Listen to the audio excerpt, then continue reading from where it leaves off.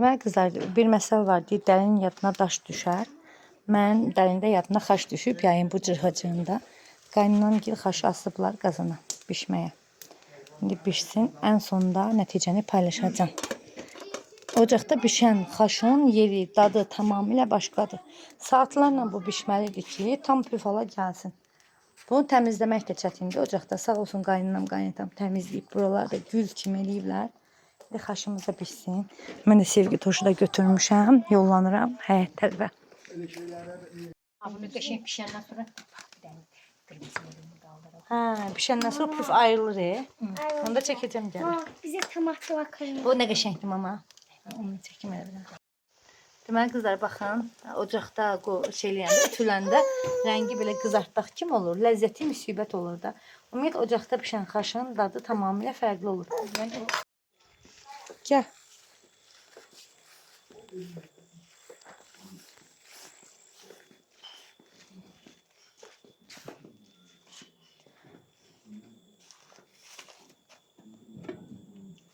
Baxın. Nə qəşəng pişibdi. Götürək mi? Mən götürürəm, dayansın, eləm, işıq sağ.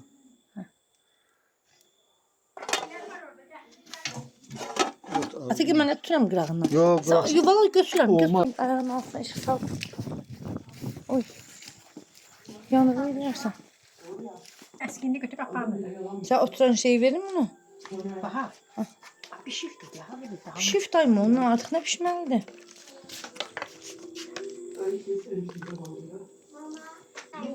Yiyirəm.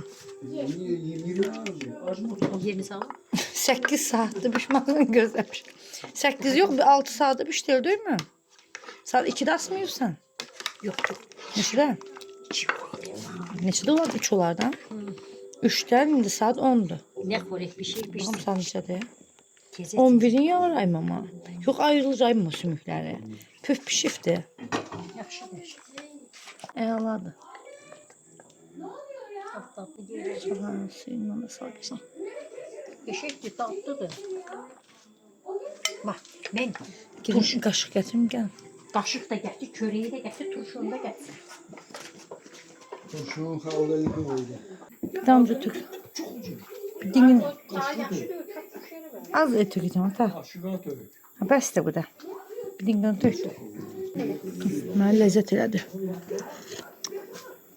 Oh. Kimin yadına düşdüğümünü alma. Mən Ramil'e dedim, ay Ramil, baxar, ayaqlar demişdim. Sağ ol, var yaxşı. Kedinin o ağası da ödüsün qayıtda.